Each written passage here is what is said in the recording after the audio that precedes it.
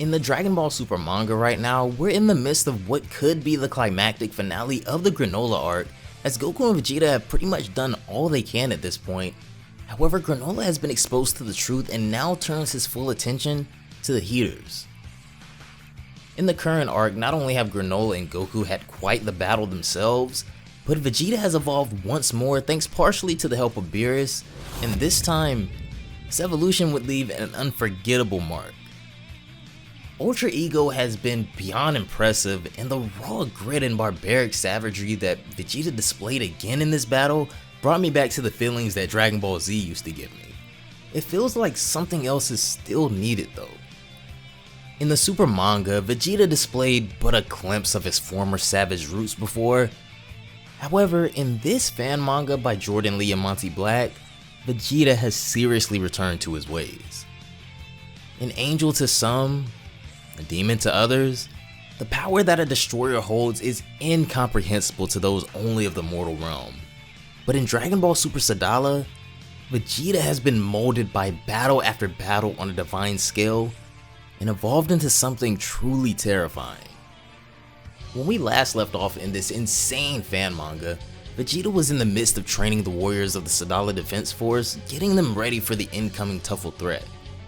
Kamen and Orin, the twin Tuffles, have already begun executing their plan, as they've now aligned themselves with the mysterious Tech-Techian race as well, and with the two of them posing as King Sadala and Scarlet, they wreaked havoc on planet Gardenia in the Saiyan's name, causing an immediate rift in trust. There are a few that know the current King Sadala and company are imposters though, but a lone Elder Gardenian doesn't seem to be enough to convince the rest that this isn't the work of the Saiyans themselves. As this attack concludes, back at their hideout, the Tech-Techian has managed to repair Plump, an android that they'll use to scout Sadala and gain info, but upon sending the android in, he's immediately dealt with by Vegeta, who gives the Tuffles a glimpse of what they're dealing with. A Saiyan who has surpassed the realm of mere mortals and gained power unimaginable. As Plum scurries off for his life back to their base, Kamen and Orin are stunned at the footage they've seen, as Vegeta being here has single-handedly changed the course of how they must proceed, especially after the demonstration of that psychotic power. This is when Kamen gets an even better idea though. Grunts are obviously not enough to deal with Vegeta. Even an army of foot soldiers would be child's play to him.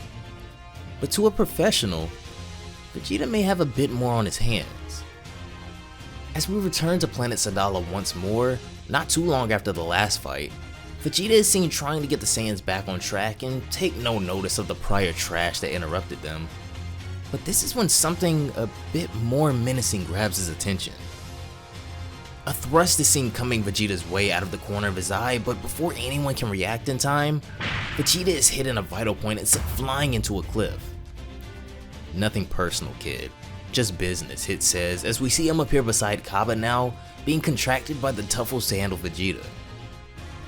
The legendary time-skipping assassin of Universe 6 has been called upon, and his eyes light up with interest when he realizes that his new target is none other than an old rival. As Vegeta lay wedged in the cliffside, it would seem it has eliminated the target. As we take a closer look at Vegeta, he's just smirking. It's crazy how fast Dragon Ball Super Sadala is heating up in Universe 6, so if you guys want to peep this one out for yourselves and read it, links to Jordan and Monty's Twitter will be down below in the description box, so be sure to go check them out and hit them up for more. Don't forget to have those notifications turned on to never miss an upload as soon as they go live, and if you guys haven't already, consider leaving a like on this video as well. It really helps out a ton. Be sure to follow on both Twitch and Twitter to stay up with me and all Dragon Ball and anime related content, guys. Without further ado,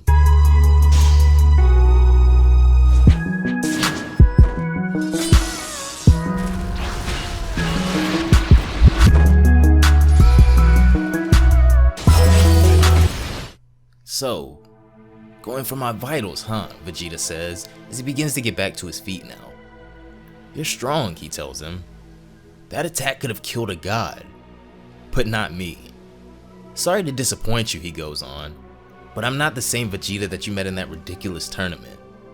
My body has been tempered to the point that, unfortunately for you, I have no vital points, he says as he begins to show glimpses of that terrifying power again. I see, Hit replies, slightly surprised that Vegeta seems relatively uninjured. How about we test that then? By all means, be my guest, Vegeta says, inviting him to try his best. As Hit launches a plethora of piercing attacks all aimed at Vegeta's vitals, Vegeta simply stands his ground and allows him to attempt any attack he sees fit. As Hit keeps firing, Vegeta begins walking forward through his attacks and begins to change. A malicious aura begins to appear around his body as Vegeta finally takes on his Ultra Ego form in the face of Hit for the very first time. Both Hit and Akaba's jaws drop as neither of them have ever seen this sort of form from Vegeta before, with only glimpses of it being shown prior. Now I'm going to show you what it means to be a Saiyan, Vegeta says, instantly appearing in front of Hit's face. Vegeta, with a single punch, sends Hit soaring through the atmosphere, launching him out of the atmosphere into the vacuum of space. Vegeta launches himself off the ground, pursuing Hit into space, with both of them coming to a landing on a distant rock. Well, Hit says, as this form certainly took him by surprise. Your strength, he goes on. I couldn't imagine dealing with someone this strong. However, it doesn't matter how strong you are, he says, as time itself begins to become meaningless around them. I become a multiversal assassin, face jobs more challenging than anything I faced in my lifetime, and I relish the challenge. Relish the opportunity to get stronger. And now, he goes on, all I need to defeat anyone is to buy time. Is that so? Vegeta replies as he lifts his hand and begins preparing another attack. Now let's test your words. Vegeta fires off a Hakai Blast directly at Hit, but this is when Hit creates a dozen after images of himself, using his time skip abilities to evade the blast. A strategy like this? Vegeta says, you lack confidence in your strength. I'm not playing your game, Hit tells him. This is business. Vegeta then fires a volley of blasts at Hit, truly testing his evasiveness as after images of Hit all begin to surround Vegeta from every angle. Now, it's Hit's turn, as from every possible angle, he begins attacking Vegeta in time skip, trying his best to wear down the Saiyan's defenses. I'll admit, Vegeta says, talking as he absorbs all of Hit's attacks. That blow from earlier, it's been far too long since I felt such force. But if you think you can win by trapping me in a cage, you're wrong. As Hit continues trying to wear Vegeta down, something begins to change with Vegeta's demeanor again as once more, he warns Hit. All this is nothing but an attempt to prevent staring your own destruction in the face, he says. This is when Hit notices Vegeta's malicious intent becoming malleable as well, as his aura explodes. In a raw display of power the likes of which we've never seen from him before, Vegeta transforms into something so ferocious that Hit is left trembling in its wake. This is Hakaishin Vegeta manifesting the pure malice of Saiyan savagery into an aura in the form of a Great Ape. The absolute pinnacle of Saiyan power met with the divinity of the Destroyer Gods. As Hit is left speechless, even those back on planet Sadala can't help but notice the massive ball of light coming from space by Vegeta. I know you guys recognize this now as Vegeta levitates in the skull of the ape aura surrounding him, and this shot right here is kind of crazy. I gotta admit, that's pretty raw, guys. Vegeta looks at Hit, finally having shown him the true canyon that is the gap between their power. Hit is immediately almost caught in the ape's grasp, but barely is able to escape. What the heck is this, he says, panicking, as no Saiyan in this universe has ever even remotely done something close to this. So what will you do now, Vegeta calls out to Hit maniacally, as the aura itself around him lets off a fearsome roar. You pride yourself as a merchant of death, Vegeta says, and yet you run like a scared child at the sight of it. Cowards like you deserve to be wiped from existence, he roars, as he assumes an iconic pose, preparing to deliver devastation directly to the assassin himself. Vegeta then goes on to release a Limit Breaker Gallic gun fueled with the power of destruction as it homes in on Hit, but it seems like Hit may have a plan up his sleeve.